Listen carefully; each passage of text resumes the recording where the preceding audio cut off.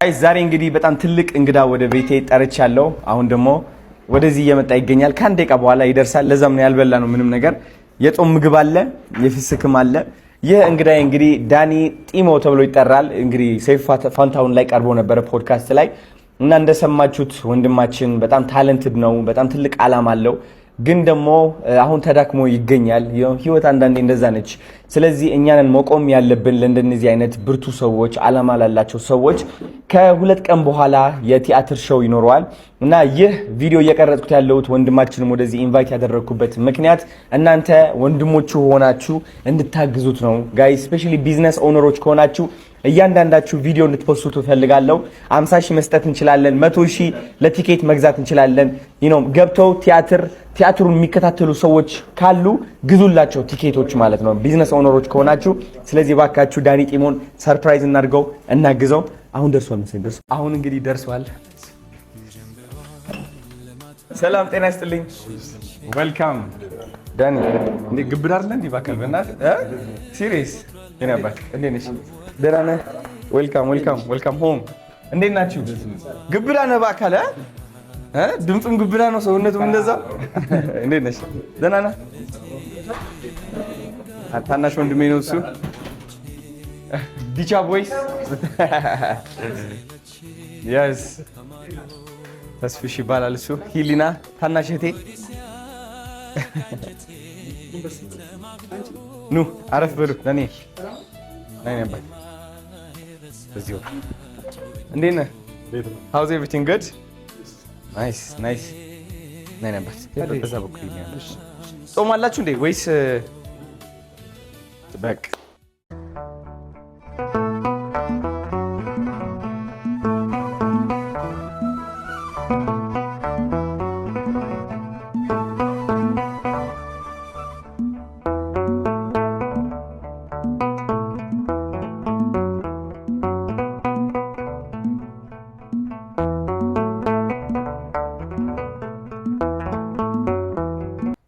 የሚያሳየው ምንድነው? ሁላችንም ሰው እንደሚያስፈልገን ነው። ጠንካራ እንደሆነ ሁሌ የምናስመስላለን እንጂ ሰው ካለ ሰው መሆን አይችልም በምንም ታምር። ለዛም ነው እኔ ቤተሰቤ ላይ ጥግት ምነው በቃ በተቻለኝ አቅም በቃ ድክመቴን አውቀዋለሁና እነሱ ድክመቴ ይሞሉልኛል። እንደ ሰው ደግሞ ድክመት ማመን ሁላችንም ጥንካሬ ነው ብዬ ነው የማስበው። ስለዚህ አለን ችግር የለውም ነበር።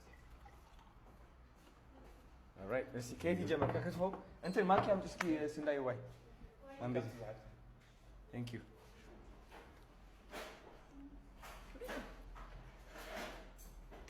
ሚጥሚጣ ነገር ነው።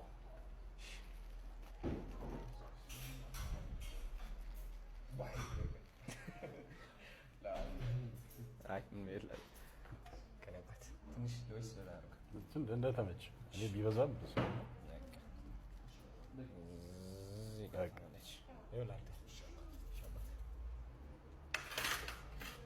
ጥሬ ለብለብ እኔ ጥሬ አልበላ ለብለብ ነች። እሺ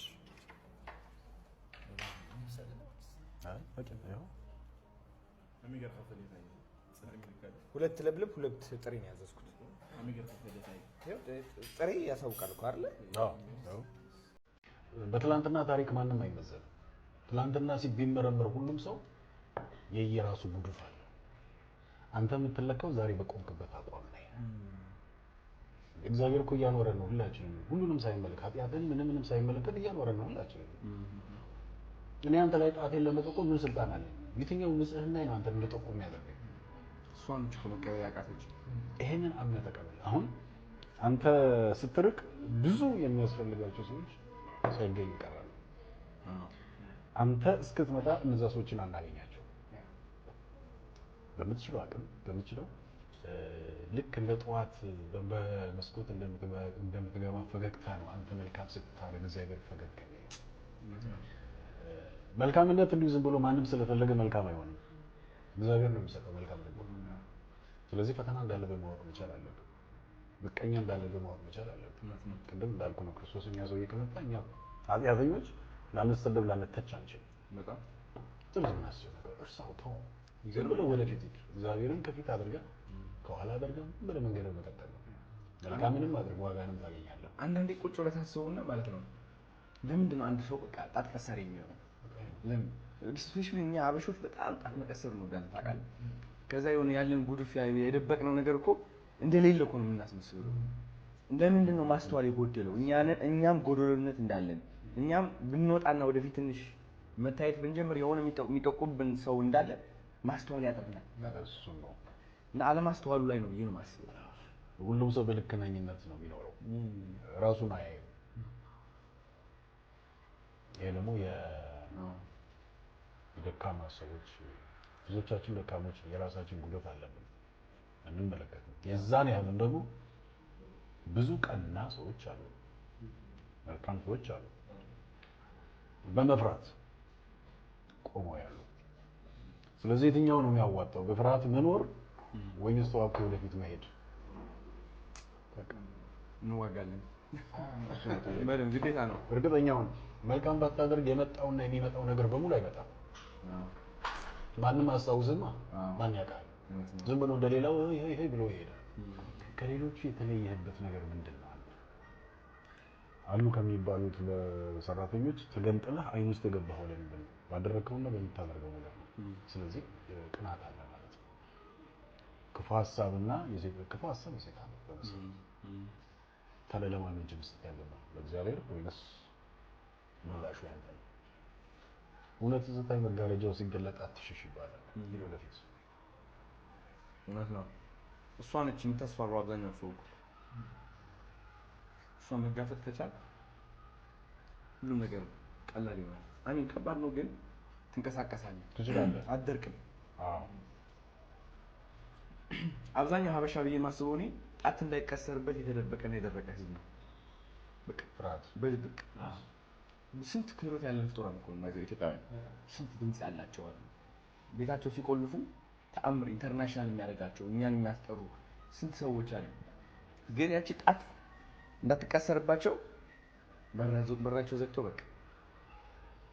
አሁን ቲያትር ማለት በጣም ከባድ ነው ለመናገር። because ስሜቱን የዛኔው ማምጣት አለብህ፣ እዛው መሆን አለብህ። በቃ ይሄ አይምሮ መላቀቅ አለበት ከልብህ ጋር ንጹህ የሆነው እንትንህን ማስተላለፍ ማለት ነው። ብዙ ሰዎች አያደርጉትም። በጣም ትልቅ አቅም ይጠይቃል። አሜን። የምትሰጡት አትጡ። ልበ መልካም መሆን በፍላጎት አለ። እግዚአብሔር ነው ልበ መልካም የሚያደርገው። ድህነት ድሃ ብቻ አይደለም የሚያደርገው፣ ፈሪም ያደርጋል።